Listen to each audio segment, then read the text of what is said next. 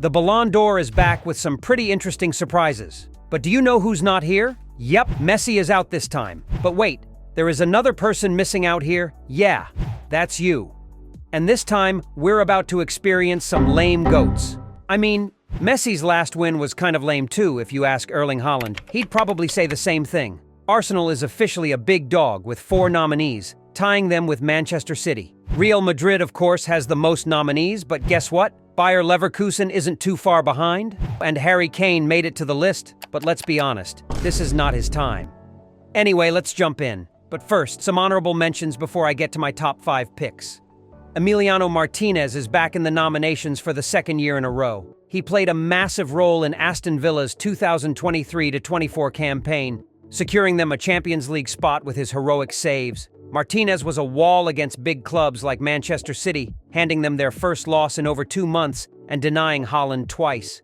He did it again when they beat Arsenal, and even kept his form up during a wild 3-3 draw with Liverpool. And that's just against the big teams. Imagine what he did to the smaller ones. And don't forget his Copa America heroics, where he kept clean sheets in all but one game against Ecuador in the quarterfinals. He even saved the day during penalties after Messi missed his shot, helping them win the tournament. His 2nd Ballon d'Or nomination proves he's taken his game up a notch. And of course, we can't leave out his famous mind games. Now, let's talk about Erling Haaland. Of course, he made the list, but this time, his chances aren't looking too hot. He didn't quite hit the same heights as his crazy debut season at City. That doesn't mean he had a bad 2023-24 season, though. He still bagged the Premier League title and the Golden Boot with 27 league goals. He also did pretty well in the Champions League, though City got knocked out by the eventual winners, Real Madrid. Haaland's side won the Premier League, the FIFA Club World Cup, and the UEFA Super Cup, but missed out on the FA Cup after losing to Manchester United. And to make things worse, Norway didn't even qualify for the Euros. So yeah, Haaland's Ballon d'Or chances are kind of slippery.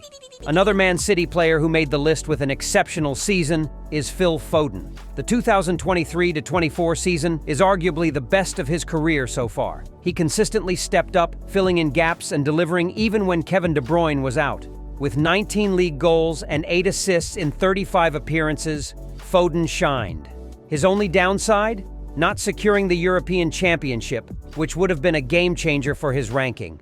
Now, someone else who might suffer from the same syndrome is fellow Englishman Cole Palmer. Palmer had an incredible season with Chelsea, but unfortunately, they didn't win any silverware. Palmer certainly excelled individually with 22 league goals and 11 assists. But trophies? Not there. The Ballon d'Or considers both team influence and individual success. Bukayo Saka, let me hope you're taking notes. Speaking of individual success, let's not forget Harry Kane, who still presents a curious case. Too many goals, but 0 trophies. Top scorer here, top scorer there, all-time top scorer blah blah. And yet, the trophy cabinet remains emptier than his team's hopes in a final. That's pretty much how his situation looks at the moment. Nico Williams and Lamine Yamal also made the shortlist, but let's be real. What they did for Spain probably won't give them much of a chance. Maybe TikTok will. They're just getting started in top-flight football. Fellow Spaniard Dani Olmo recently joined Barcelona, so maybe there's hope for him, but the road is long. Before I dive into my top 5 contenders, I've got to give a shout out to Dani Carvajal, Toni Kroos, and Antonio Rudiger. Each had incredible seasons thanks to Real Madrid, of course. Now, onto my top 5 contenders for the Ballon d'Or, in no particular order. As Bayer Leverkusen made history in the 2023-24 season, Florian Wirtz was right at the heart of it. He played a crucial role in their success, helping the club win the Bundesliga and DFB Pokal titles. His creativity and goal-scoring ability were essential in Leverkusen's attack, contributing to 22 goals across all competitions. Wirtz's hat-trick in a decisive match against Werder Bremen secured Leverkusen's first Bundesliga title in over 2 decades, ending Bayern Munich's decade-long dominance with 5 games to spare. At Euro 2024, Wirtz was a central figure for Germany, helping them reach the quarterfinals. His individual performances stood out, particularly in high-pressure situations. Between his leadership in Leverkusen's historic season and his international contributions, Wirtz is a serious contender for the 2024 Ballon d'Or. As always, Mbappé continued to be PSG's go-to guy, leading them to another Ligue 1 title. Once again, he was the league's top scorer, netting 27 goals in 29 league appearances. Even though PSG got knocked out in the Champions League semi-finals, Mbappé's performances were top tier. He finished as the tournament's joint top scorer with 8 goals, alongside Harry Kane. Mbappé ended the season with a total of 44 goals in 48 games across all competitions. Despite France's Euro campaign being cut short in the semi-finals by Spain, Mbappé still showcased some dazzling plays, like this killer assist to Randal Kolo Muani. Mbappé's ability to consistently deliver, both for club and country, remains unmatched. With his scoring record and PSG's domestic success, he's a top candidate for the 2024 Ballon d'Or. And if he doesn't win it this year, don't worry. His recent move to Real Madrid means he's likely going to snag it in the next few years anyway.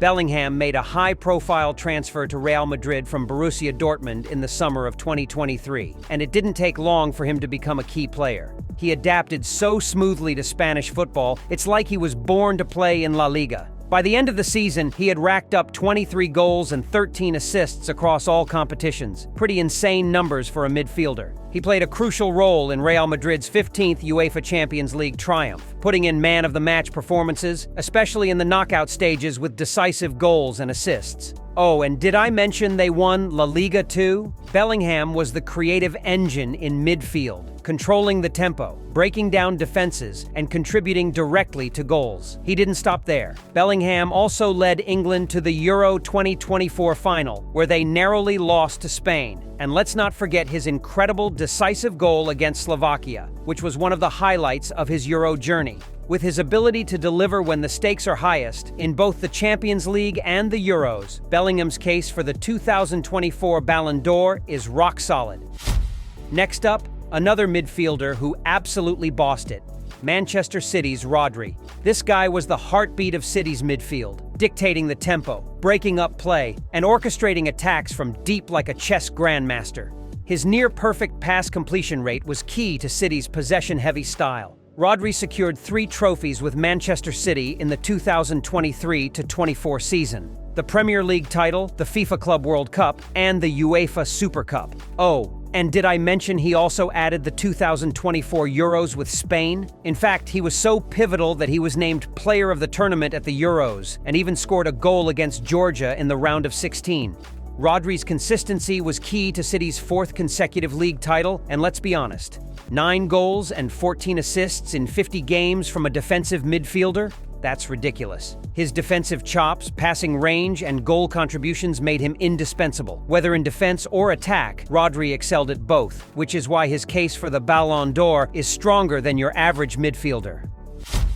Vinicius also played a pivotal role in Real Madrid's successful campaign, helping them win 3 major trophies: La Liga, the UEFA Champions League, and the Supercopa de España. His individual performances were on fire, especially in the Champions League, where he scored 6 goals and provided 5 assists, earning himself the Best Player of the Tournament award.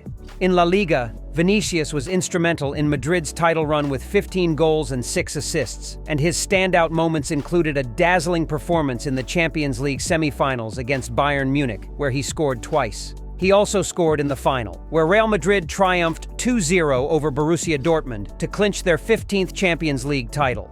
And as if that wasn't enough, he netted a hat-trick against Barcelona in the Supercopa de España final, because why not? Internationally, Vinicius represented Brazil in the 2024 Copa America, but unfortunately things didn't go as planned. Brazil was knocked out in the quarterfinals by Uruguay, and Vinicius missed the last game due to suspension from yellow card accumulation.